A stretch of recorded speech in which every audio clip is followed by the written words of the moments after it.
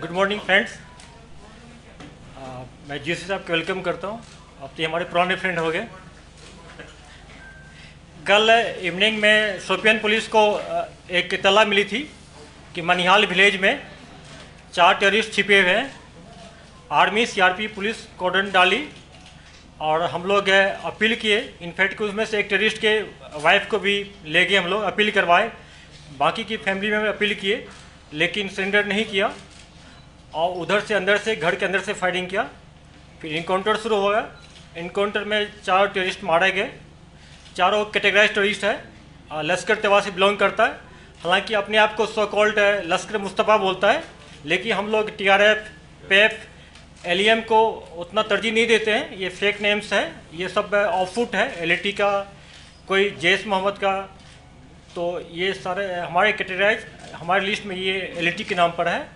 3 pistol एक के मिला है। मैं चारों का नाम बताता हूँ। एक है रईस अहमद भट्ट जो अक्टूबर लास्ट ईयर से एक्टिव था। दूसरा है आमिर सफ़ी मीर जो फरवरी 2021 से एक्टिव हुआ इसी साल। याकीब अहमद मलिक है जो दिसंबर लास्ट ईयर से एक्टिव हुआ है। और आफ्ताब अहमद वानी जो लास्ट ईयर नवंबर से एक्टिव हुआ है। फ्रेंड्स, इस साल अभी तक 9 इनकाउंटर्स हुए हैं, जिसमें से कि एक नॉर्थ कश्मीर, बाकी साउथ कश्मीर हुआ है। और इस 9 इनकाउंटर टोटल 19 टेररिस्ट मारे गए। इस 19 में से 9 जो है 9 सिर्फ शोपियान डिस्ट्रिक्ट का है। और 2 टॉप क्लास का कमांडर है। एक अलवदर का जो गनी ख्वाजा मारा गया था सोपुर में, और एक सज्जाद अफगानी मारा गया था जैश मोहम्मद का। 2 टॉप कमांडर है। टोटल 18 टेररिस्ट रैंक में नए लड़के ज्वाइन किए हैं, जिससे 18 में से 5 इनकाउंटर में मारे गए हैं, 3 अरेस्ट हुआ है, बाकी फील्ड में एक्टिव है। उनके पेरेंट्स से भी हम लोग अपील कर रहे हैं कि उनको वापस लाएं। कुछ पाइपलाइन में है, शायद वापस भी आ जाएगा।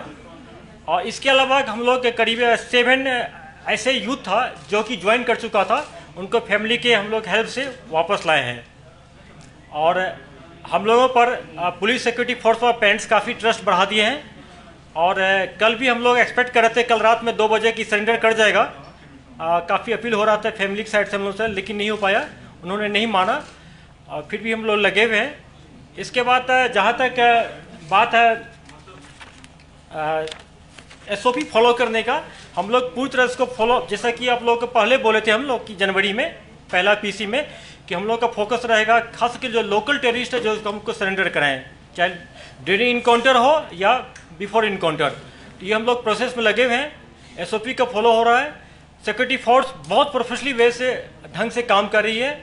और इसका ही नतीजा है कि इस साल 19 मिलिटेंट मारे गए। उस 19 में से कोई भी सिविलियन का डेथ नहीं हुआ है।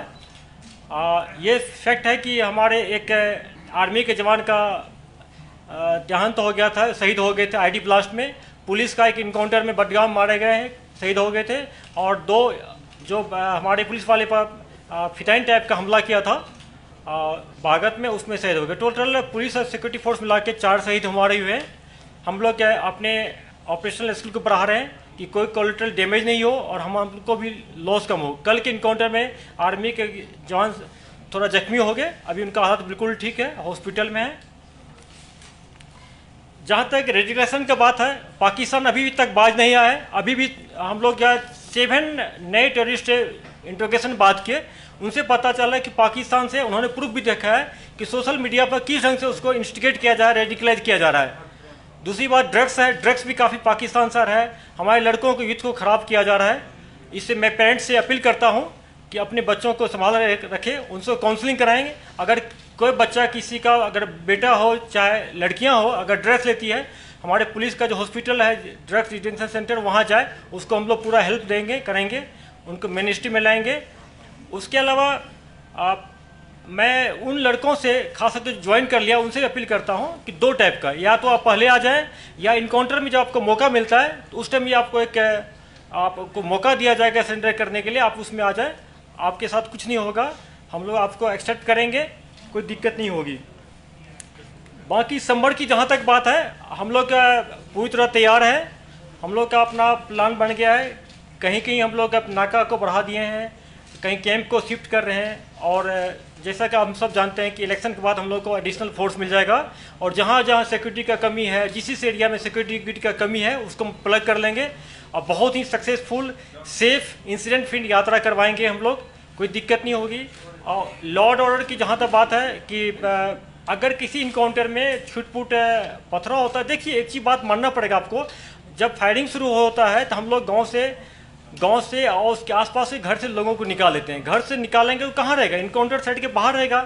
तो इसका मतलब ये नहीं होता है कि वहाँ पर जुलूस जमा हो गया, ये लोग उसी गाँव के होते हैं, उसमें से 5-10 कुछ मिसक्रिएंट होता है जो पत्थर मारता है, उसको हम लोग ठीक से हैंडल कर रहे हैं, जिसका उसमें वीडियो में प्रूफ आता है या पिक्चर है, उसको अरेस्ट करेंगे हम लोग, कुछ को PSA में बुक किए हैं और आगे भी करेंगे। लेकिन ऐसा कोई वारदात नहीं हो रही है कि दूसरे गांव से लोग आके ज्वाइन कर रहे हैं पत्थरबाजी में, इसी कोई सीरियस नहीं है। मैं आप लोगों से अपील करता हूं कि इनको ज़्यादा इस बात को ज़्यादा ऐसा माहौल नहीं क्रिएट करें, फॉल्स नैरेटिव नहीं फैलाएं कि पथराई बढ़ गया है। जहां भी हो रहा है अंदर कंट्रोल कर रहे हैं हम लोग, बहुत ढंग से इसको कंट्रोल करेंगे, कोई दिक्कत नहीं होने देंगे। ड्रग्स की बात है, मैं आप लोगों से भी फिर से अपील करता हूँ कि आप लोगों की मीडिया फ्रेटर्निटी का ये ड्यूटी बनता है कि पेरेंट्स को और यूथ को अपील करें, उनको इस बीमारी से बचाएं। ये हमारे न्यू जनरेशन के लिए बहुत डेंजरस चीज़ है। सिर्फ ड्रग्स से लोग मिलिटेंसी ज्वाइन नहीं करता, बल्कि बहुत सारे सोशल इविल है, क्राइम जो है उसमें भी इन्वॉल्व होता है, पढ़ाई छोड़ता है। हम लोगों का पुलिस का, सिक्योरिटी फोर्स का पूरा जोर रहेगा इस साल कि हम लोग माहौल को अच्छा बनाए। 2 चीज़ हम लोग मेंटेन करना चाहेंगे कि स्कूल कॉलेज कभी बंद नहीं हो, वो तब होगा जब कोई इंसिडेंट नहीं होगा, माहौल ठीक होगा। दूसरा है कि हम लोग का फोकस रहेगा, ऐसा हम लोग माहौल बनाए कि टूरिस्ट भारी भरकम मात्रा में यहाँ आए, कि लोगों को रोजगार मिले, यहाँ के लोग पैसा कमाए, सुख शांति यहाँ आए। अब मैं जोशी से रिक्वेस्ट करता हूँ साहब से कि ऑपरेशन के बारे में कुछ डिटेल बताएं। अस्सलाम वालेकुम भाइयों। जैसे आपको IG साहब अभी बता ही रहे थे, यह खबर कल शाम को आई थी पुलिस की तरफ से, और आप लोग सब इस चीज़ से भी बिल्कुल वाकिफ़ हैं कि पुलिस, CRPF और आर्मी के अंदर बिल्कुल 100% तालमेल है। तो बताए हुए प्लान के हिसाब से तीनों फोर्सेस अपने अपने प्लान के हिसाब से लोकेशन पर गई हैं। लोकेशन पर पहुंचने के बाद जैसे IG साहब बता रहे थे, सबसे पहले एक ही हमारी बटालियन से ही जो कि 44 RR है, वो जाके उसकी फैमिली तक पहुंची है। उसकी फैमिली, उसकी वाइफ को, उसके बच्चे को लेकर इनकाउंटर साइट पर गए हैं। 34 RR को उन्होंने उसको हैंड ओवर किया है और 34 RR ने फिर इन लेडी को आगे बढ़कर पहले सरेंडर अपील कराई है। उसके बाद उसके बच्चे को भी फैसिलिटेट किया है जो कि 4 साल का था, कि शायद उसके कहने से वो वापस आएगा। अभी हमें ये पता लग रहा है कि आकिब तो वापस आना चाह रहा था, पर अंदर बैठे हुए 1-2 और जो थे उन्होंने उसको रोक लिया था। तो शायद अगर वो आ जाता अपने दिमाग से तो शायद हम उसको बचा लेते। उसके बाद उसके ब्रदर इन लॉ को भी हमने आगे किया, उसने भी जाके उसको सरेंडर अपील के लिए कोशिश करी है। यही चीज़ तब भी हमारे को पेश आई, और तभी अगर आप देखेंगे रात से लेकर हम सुबह तक इसीलिए डिले कर रहे थे कि हम जितना हो सके कोशिश करें और सरेंडर ले सकें। पर जब वो सारी चीज़ें फेल हो गई और अंदर से फायर तेज़ हो गया, तब हमारे पास कोई चारा नहीं था कि अब हम अपनी अगली कार्रवाई कर सकें। तो आपके ज़रिए, मीडिया भाइयों के ज़रिए यही पैगाम हम सब की तरफ से, IG साहब की तरफ से और कोर कमांडर साहब की तरफ से, मेरी तरफ से, कि जो भी सरेंडर के लिए आना चाहता है लास्ट मोमेंट तक, सारी की सारी सिक्योरिटी फोर्सेस लोकल लड़कों के लिए कमिटेड हैं। अगर लास्ट मिनट तक भी हमारे पास होगा, हम अपनी जान की परवाह ना करते हुए फिर भी सरेंडर लेंगे।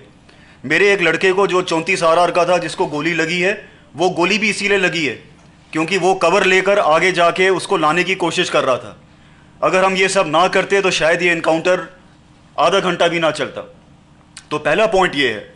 दूसरा पॉइंट ये है कि जैसे IG साहब बता रहे थे, काफ़ी लड़के भारी तादाद में इनडायरेक्टली हमारे तक अपने पैगाम पहुंचा रहे हैं कि वो वापस मेन स्ट्रीम में आना चाह रहे हैं, पर उनके एक आध कोई रिंग लीडर होते हैं जो उनको रोकते हैं। तो आपके ज़रिए अगर हमारा ये पैगाम गांव-गांव तक जाए कि जो भी वापस मेन स्ट्रीम में आना चाहता है, हम उसको बहुत खुशी से वापस शामिल करना चाहेंगे। सारी सिक्योरिटी फोर्सेस उसके लिए भी कमिटेड है। लास्ट मैं 34 RR, 2 सेक्टर RR, CRPF और JKP जो कि बिल्कुल एलीट पुलिस फोर्स बन चुकी है, उन सबको कोर कमांडर साहब की तरफ से, मेरी तरफ से बहुत बहुत धन्यवाद कहना चाहूँगा, क्योंकि इतने प्रोफेशनल तरीके से जो आजकल ऑपरेशंस हो रही हैं वो तब तक नहीं हो सकती जब तक टोटल समन्वय ना हो। Thank you. Kashmir ji, it's Afzal Bhat from ANI। आप जवाब देंगे आजी साहब देंगे। एज आजी साहब सेड कि समर आने वाला है, security forces gear up again, increase the नाकास। So that means can we say जो inputs in coming days militant activities will be increased, or still Pakistan is backing militants to infiltrate the? देखिए, पाकिस्तान हरदम चाहेगा inflation को बनाए रखने के लिए, इसमें कोई दो राय नहीं है। अगर LCs नहीं है, IB के थ्रू चाहेगा या नेपाल के थ्रू चाहेगा, हम लोग कोई तो अलर्ट है। जहाँ तक कि मिलिटेंट नाका अटैक करने की बात है, मिलिटेंट देखिए अभी भी 200 टेररिस्ट है कश्मीर में, तो ये एक्सपेक्ट करना कि मिलिटेंट साइड से कोई कार्रवाई नहीं होगा, ये ठीक नहीं है। प्रयास करेगा, बहुत सारे को हम लोग प्रिवेंटिव इंटेलिजेंस के थ्रू रोक लेते हैं, लेकिन जो ट्राई करेगा उसको न्यूट्रलाइज करेंगे हम लोग, इसमें कोई कमी नहीं रखेंगे। सिक्योरिटी गिड की जहाँ बात है, आर्मी, CRP, पुलिस सब मिलके लगी हुई है। कुछ हमारे फोर्स इलेक्शन के लिए गए हुए हैं, वहाँ पर कुछ कमियाँ हैं, लेकिन बहुत जल्दी उसको प्लग कर लेंगे। Naka points are increasing because the 200 militants are present in Mali are in coming time summer yatra is also coming. Because the protection for the yatra overall to face the challenge. आप बहुत पुराने journalist, आपको पूरा पता है, जब यात्रा होती है, इलेक्शन होता है, ट्रेडिशनल फोर्स नाका लगाया जाता है, लगाया जाएगा, ये कोई नई चीज़ नहीं है। सर आपने नार्कोटिक्स का जिक्र किया, we have anti narcotic task force here. हर दिन बड़ी मात्रा में यहाँ पे नार्कोटिक्स पकड़ा भी जाता है, और रोज हम ये खबरें करते भी हैं कि बड़े बड़े पैडलर पकड़े गए, लेकिन फिर भी ग्राउंड पे सिचुएशन बदल क्यों नहीं रही है? अभी भी पैडलर्स हैं और बड़ी तादाद में हैं, ये क्या वजह है? देखिए, जहाँ बीमारी बहुत ज़्यादा होता है तो लंबा ट्रीटमेंट चलता है, ठीक है ना। ये बहुत बड़ी बीमारी है। पंजाब में as a society, as a Punjab police को बहुत मेहनत करना पड़ा है। हम लोग बहुत मेहनत कर रहे हैं इसमें, जैसा कि डी से आपने 2 दिन पहले अपील किया था आप लोगों से, आप लोग की बहुत इसमें कंडीशन करना पड़ेगा। जहाँ देखिए, हम नहीं कहते हैं कि आप मेरा मुखबिर बने, लेकिन आपको कुछ ऐसा खबर मिलता है तो हमसे शेयर करें कि हम तुरंत एक्शन लेंगे, क्योंकि ये नेशनल इंटरेस्ट में नहीं है, सोसाइटी के इंटरेस्ट में नहीं, आपके इंटरेस्ट में नहीं, मेरे इंटरेस्ट में। कल हमारे आपके बच्चे भी इसमें इसके दबाव में आ सकते हैं। एक सोशल इविल ज़्यादा है ये। हम लोग पूरी मेहनत कर रहे हैं और करेंगे। और से ये लोकलाइज प्रॉब्लम नहीं है, पाकिस्तान से भी आ रहा है, कभी ड्रोन से आ रहा है, कभी LC के थ्रू आ रहा है, कभी नेपाल के थ्रू आ रहा है। तो इस पर पूरा मेहनत कर रहे हैं हम लोग। NI भी पकड़ रही है, पुलिस भी पकड़ रही है, नार्कोटिक्स भी पकड़ रही है, जो उनका कंट्रोल बोर्ड BSF भी पकड़ रही है, हर एक ढंग से कार्रवाई हो रही है। Mr. Kumar, this is Hakeem Irfan from Economic Times. On one hand, you are saying that we have a surrender policy for the local boys who want to come back and there will be no problem for them.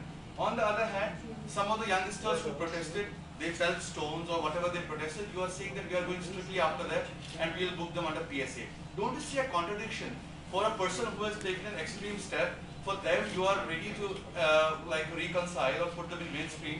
But when it comes to a person who is protesting, मैं you are leaving no chance for him to go back to the normal life.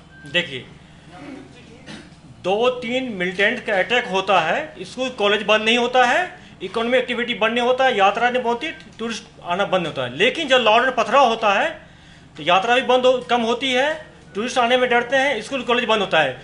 तो stone pelting larger issue है, इससे society involve होता है, इसलिए stone pelting को हम लोग ज़्यादा सीरियसली लेंगे। हम लोग लेंगे। टेररिस्ट की जहाँ तक बात है, टेररिस्ट अलग चीज़ है। टेररिज्म से हमको उतना फर्क नहीं पड़ता जितना कि लॉ एंड ऑर्डर होता है। हम नहीं चाहेंगे कि यहाँ का स्कूल कॉलेज बंद हो, यहाँ का बिजनेस बंद हो, दुकान बंद हो और टूरिस्ट आना बंद हो। इसलिए लॉ एंड प्रॉब्लम जो मेरे लिए ज़्यादा सीरियस इशू है। सर, आपने एक हफ्ते पहले सर आपने बोला था, Give a little brief about the recovery of steel bullets in Shopaya and what is the counter strategy to tackle such Which bullet? steel bullets? AP round जो है कोई नई बात नहीं है। आपको पता है कि इसके लिए 4 लेवल 4 का BP पैलेट्स होना चाहिए। हमारे पास कुछ है और कुछ हम लोग प्रिपेयर कर रहे हैं। और ऐसी बात नहीं है कि आप पहले प्रोटेक्ट गियर नहीं था, हेलमेट नहीं था, पैड नहीं था तो लोग क्रिकेट नहीं खेलते, फिर भी खेलते थे। पहले ऑपरेशन नहीं होता था, हम लोग जो यंग SP थे तो बुलेट गाड़ी नहीं था, फिर भी चलते थे हम लोग। ये हमारे लिए इशू नहीं है कि मिलिटेंट के बाद AP राउंड है कि क्या कौन सा हथियार है। हमारे लोग बहुत प्रोफेशनल हैं, बहुत हिम्मत वाले हैं, ब्रेव हैं, उसका मुकाबला करेंगे और उसको न्यूट्रलाइज करेंगे। सर, आपने एक हफ्ते प्रेस कॉन्फ्रेंस यहाँ पे की और आपने बोला सर कि TRF चीफ श्रीनगर में है और police and CRPF is on high alert. Any developments regarding that sir? देखिए, आपको जैसा पता है कि साउथ कश्मीर के खुरबनी रेडीबनी एरिया का रहने वाला है, रामनगरी का। फ्रीक्वेंटली श्रीनगर सिटी में आते हैं, हम लोग उसके पीछे लगे हुए हैं। अभी पाइपलाइन में है, बहुत कड़ी कड़ी जोड़ के बहुत नज़दीक पहुंच गए। जिस दिन आएगा या साउथ कश्मीर में हो या श्रीनगर सिटी में, उसको न्यूट्रलाइज कर लेंगे हम लोग। Sir, Ishan from Times Now. We have seen that there are damage to the houses during encounter and stuff. Dr. Nasir was so ensured there. Is police doing something to ensure that there is no damage to local property? देखिए, damage जो होता है ये हम लोग आग लगाने से नहीं होता है। मिलिटेंट भी के पास बहुत सारा ग्रेनेड होता है। जब फायरिंग होती है हम लोग टीयर स्मोक सेल डालते हैं, ग्रेनेड लॉन्च करते हैं, यूपीजेल मारते हैं, उससे आग लगती है। कोई आग लगाता नहीं पूरा। जहाँ कंजेस्टेड घर होता है वहाँ एक से ज़्यादा टारगेट हॉट से ज़्यादा घर जलने के चांस रहता है, हुआ भी है। उसको अनअवॉइडेबल सिचुएशन होता है। उसके लिए हम लोग फायर ब्रिगेड व्हीकल को नज़दीक लाते हैं। आप देखे होंगे कि लास्ट इनकाउंटर में शोपियन में हुआ था, कितना अच्छा हुआ था कि ठीक है 3 हाउसेज जल गए, लेकिन उसके बगल में मस्जिद शरीफ से उसमें एक भी चिंगारी नहीं लगा, क्योंकि हम लोग पहले से फायर टेंडर व्हीकल लेकर रखे हुए थे, उसको लोकलाइज रखे, बाहर नहीं बढ़ने दिए। तो ये हम लोग के लिए इस क्वालिटी डैमेज को हम लोग कम कर सकते हैं, रोक नहीं सकते हैं। और इसमें जोशी साहब कुछ बोलना चाहेंगे ऐड की? सबसे पहले आप लोग ये भी देखते होंगे, हर ऑपरेशन से पहले सबसे पहली कार्रवाई as a matter of SOP ये होती है कि जितने सिविलियंस हैं हम उनको बाहर निकालते हैं। उसके बाद इमीडिएटली हम लोग अनाउंस करना शुरू करते हैं कि आप भी बाहर आ जाइए। तो मैं आपके ज़रिए तमाम सोसाइटी को ये भी कहना चाह रहा हूँ, अगर उसी लेवल पर कोऑपरेशन हो जाए तो फायरिंग शुरू ही नहीं होगी, और फायरिंग शुरू नहीं होगी तो आग लगने के चांसेस भी कम हो जाते हैं। जैसे कि साहब कह रहे हैं, पिछली बारी शोपियां में 3 घर थे, तीनों घर double storey, triple storeyed, in fact एक के साथ एक लगे हुए। एक घर के अंदर हाइड है, तीनों घर कनेक्टेड है, वो कभी इधर जा रहा है कभी उधर जा रहा है। फायरिंग इसलिए पूरे घर में फैल रही है। और इस टाइम के ऊपर सब ने घर के अंदर घास को 3-3 मंजिला स्टोर करके रखा हुआ है। उन तीनों घरों में इतनी आग थी क्योंकि वो सारी घास ने आग पकड़ी हुई थी। और उसके बाद हमारा ध्यान ज़्यादा ये था कि वो आग बुझे, बजाय इसके कि हम लोग ऑपरेशन को पूरा कर सकते। तो एसेंशली मैं 2 पॉइंट को दोहरा रहा हूँ। ये आग इसलिए लगती है क्योंकि वो एक प्रोफेशनल हैजर्ड है, और वो अवॉइड इस तरह हो सकती है कि अगर सोसाइटी कोऑपरेट करके, जिस तरह हम जब अनाउंस करते हैं वो उसी टाइम पर उसके वो बाहर लाने की कोशिश करें हमारे साथ, तो फायरिंग होगी नहीं। और इंसेंटेनरी नेचर होती है मोस्ट ऑफ द राउंड्स की, जिसकी वजह से आग लगती है। कुछ एक मिसक्रिएंट्स भी होते हैं टेररिस्ट के अंदर ही, जो कि उस टाइम के ऊपर अभी मैं ये बिल्कुल आपको कंफर्म नहीं कर सकता, आईजी साहब चेक करा रहे हैं कि एक आध मिसक्रिएंट जो टेररिस्ट होता है वो खुद भी आग लगा देता है, पर उसका फिर बाद में इल्ज़ाम आप लोगों की तरफ से काफ़ी लगता है। Thank you. हाँ एक मिनट, एक लेडीज कलीग, हाँ बोलिए, प्लीज बोलिए। रिसेंटली सर आपने पुलवामा में यूथ इंटरेक्शन रखी, तो वहाँ पर जो वीडियो वायरल हुआ था उसमें स्टूडेंट बताया कि वहाँ उन्होंने बहुत शिकायत की जो फौज के खिलाफ के विमन शीट बनाए जा रहे हैं, सिविल उसको रास्ते पर रोका जा रहा है। इसका जोशी साहब रिप्लाई दे दिए, इसको एक क्वेश्चन रिपीट नहीं करना, already reply media public domain में इसका रिप्लाई, फिर इसको रिपीट प्लीज नहीं कीजिए आप, प्लीज और चला लीजिए। यात्रा 2 साल के बाद रिसीव हो रही है, जहां एलजी एडमिनिस्ट्रेशन से प्रेस रिलीज आया है कि यात्रा में इस बार नंबर्स भी बढ़ेंगे और बाकी फैसिलिटीज भी, एक्स्ट्रा फैसिलिटीज भी। लेकिन as a security chief of Kashmir valley plus with the army, SOPs में किस तरह की चेंजेस होगी? And then recently you pointed out about the sticky bombs, will it be an issue? और खासकर जो साउथ कश्मीर से यात्रा जाएगी वहाँ कई बार आईडीज एक बहुत चैलेंज बन गया, चाहे स्कूल के बाहर कुलगाम में लगाया गया या बजनपोरा में ट्रक में लगाया गया। तो क्या यात्रा में इस तरह के आईडीज अगर होते हैं तो उनको काउंटर करने के लिए both the forces, Jammu Kashmir police along with army and also CRPF, how are you dealing with it? देखिए इसका हम लोग हर एक हमारे ऑफिसर एक तो फिजिकल ऑन द ग्राउंड जाकर देख रहे हैं कि कहाँ पर सिक्योरिटी लैब्स होने के चांस है, कहाँ हो सकता है, कहाँ किसको हम लोग एडिशनल फोर्स लगाना पड़ेगा, कहाँ पर ड्रोन लगाएंगे, कहाँ पर जो इक्विपमेंट को प्लेस करेंगे, कहाँ 24 आवर्स नाका रखेंगे कहाँ पर। तो पूरी तरह हम लोग अलर्ट हैं और इसको हम लोग अभी से, इनफैक्ट मैंने पर्सनल जाके खुद देख लिया जवाहर टनल पर काजीकोट में कुछ एरिया में 20% एरिया में हमारे साथ आर्मी के सीआरपी के ऑफिसर भी थे। तो पूरी तरह से हम लोग फुल प्रूफ सिक्योरिटी अरेंजमेंट करेंगे। जहाँ तक एसटी की बम का है, चाहे कोई भी आईडी है, उसके लिए भी हम लोग पूरी तरह से सैनिटाइज करेंगे, एंटी स्वॉच चेक करेंगे, रूट का करेंगे और 24 आवर्स पेट्रोलिंग रखेंगे, ना करेंगे। इस बार हम लोग रात में कभी भी रूट को नहीं छोड़ेंगे, रूट पर डिप्लॉयमेंट रखेंगे। जैसे दिन में आरोपी रहता है तो रात में हम लोग मोबाइल व्हीकल में पेट्रोलिंग रखेंगे और एनवीडी के साथ ड्रोन को भी यूज करेंगे रात भर 24 आवर्स। हम लोग पूरा प्रयास करेंगे कि इंसिडेंट फ्री यात्रा हो। एसटी की प्रॉब्लम है, लेकिन उसके लिए बहुत चिंता करने की बात नहीं है। उसके लिए हम 360 डिग्री मोबाइल जो कैमरा होता है हम लोग लगाएंगे व्हीकल में, और गाड़ी और जो यात्री व्हीकल सिविलियन व्हीकल के बीच में डिस्टेंस रखेंगे, और इसमें पब्लिक हम लोग को काफ़ी सपोर्ट करेगी। मुझे आशा है टाइम का भी फैक्टर रखा जाएगा कि किस टाइम यात्रा को छोड़ें, मिक्स वे में नहीं छोड़ेंगे, और ये पूरी ढंग से सही सलामत यात्रा कराएंगे।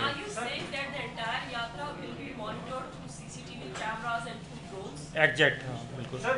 M4 कार्बाइन जो है पिछली बार शुपया में मिली थी और बताया जा रहा था सूत्रों द्वारा कि वो अली भाई नाम के एक पाकिस्तानी मिलिटेंट की है, हालांकि उसका शव एनकाउंटर में नहीं मिला। तो क्या हम मान ले अली भाई उस एनकाउंटर से भागे?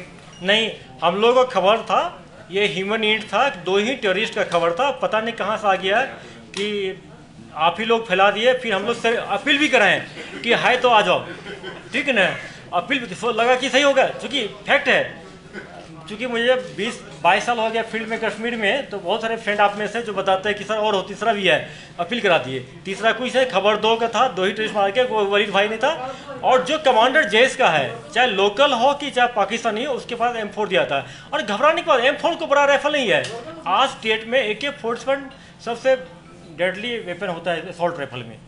AK-4 और AP राउंड से कोई पैनिक क्रिएट करने वाली बात नहीं है, कुछ नहीं है ये सब चीज़। Thank you.